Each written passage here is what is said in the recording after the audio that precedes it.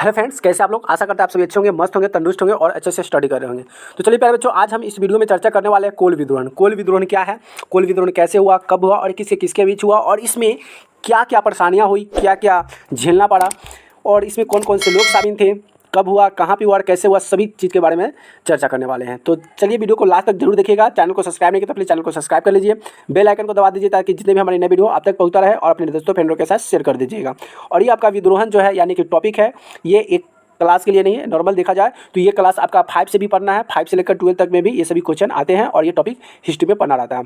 तो चलिए यहाँ से स्टार्ट करते हैं और यहाँ से पढ़ते हैं और टॉपिक को समझने की कोशिश करते हैं। पहला आता है कि कोल विद्रोह। कोल विद्रोह क्या है, तो देखिए कोल विद्रोह झारखंड के कोल जनजाति द्वारा अंग्रेजी शासक के अत्याचार के खिलाफ 1831 ईस्वी में किया गया था ये विद्रोहन। अब देखिए ये कोल विद्रोहन तो था लेकिन ये अंग्रेज को भगाने के लिए किया गया था। ये झारखंड के कोल जनजाति जो थे, आदिवासी जनजाति होता है, उसी तरह से कोल जनजाति होता है, वह जनजाति अंग्रेजों के अत्याचार के खिलाफ 1831 में ये कोल विद्रोहन का विद्रोहन किया था।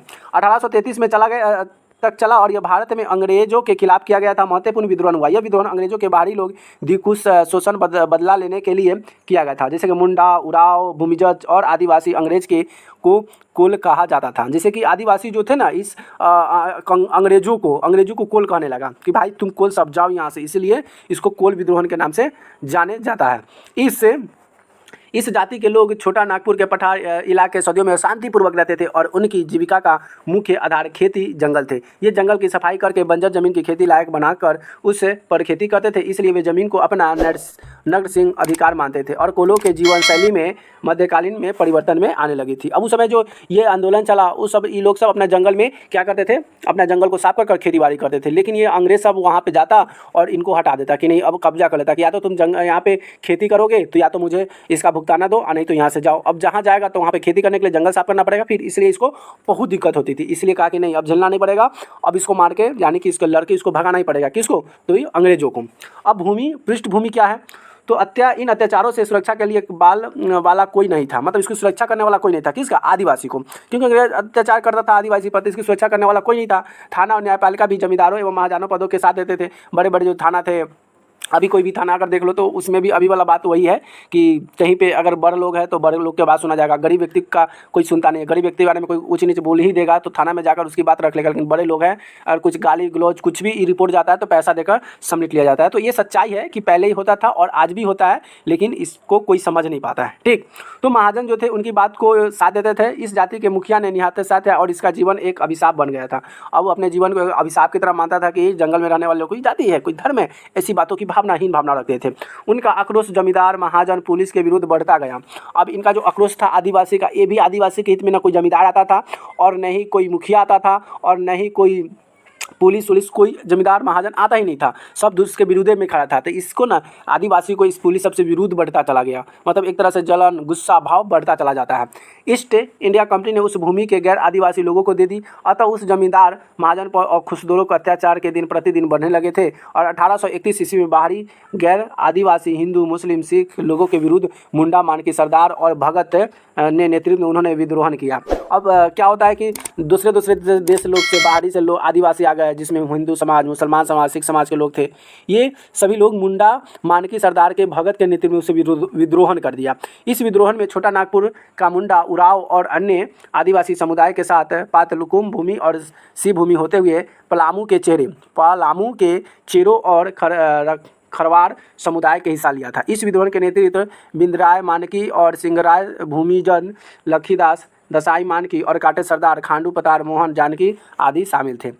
अब सुरगा था इस मुंडा पहान और भूमिगत के गांव के भूतनाथ शाही, दाखिल शाही, मदारा महतो, बुली महतो ने किया था। इसमें बहुत सारे लोग जो थे महतो, ये सब परिवार से आते थे। कौन सा, आदिवासी परिवार से आते थे, ये लोग किया था।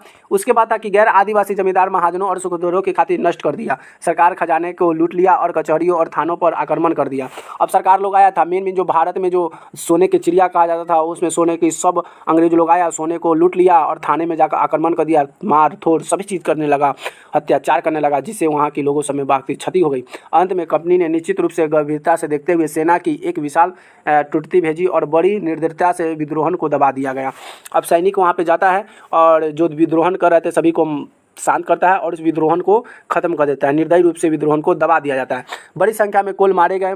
कोल अपने पारंपरिक हथियार से अंग्रेजों की सेना का सामना करने में असमर्थ रहे। तो कोल का मतलब क्या हो गया, ये जनजाति जो लोग थे उन्हीं को कोल कहा गया और उसे अंग्रेजों ने उसे बड़ी सामने ही समर्थन मार दिया गया। अंग्रेज की सेना सामना करने में असमर्थ रहे, मतलब वह नहीं जीत पाए, हार गए। पूर्वी भारत में शोषण के विरुद्ध कोलों ने पहली बार संगठित रूप से सरकार और उसके समर्थन में विरुद्ध संथाल आंदोलन आरंभ किया।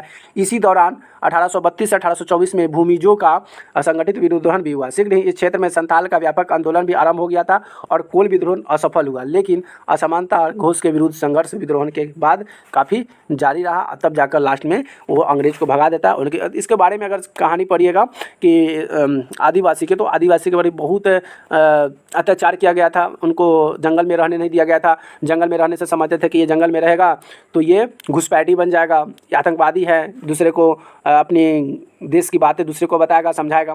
तो इसलिए उसको जंगल में नहीं रहने दिया जाता था। तो आदिवासी अभी भी कहीं पे सभी जगह पे है। आपका झारखंड में आदिवासी में कोल विद्रोह कब हुआ, कैसे हुआ, क्यों हुआ, आपके बारे में इस सब चीज़ के बारे में डिटेल से समझा दिया।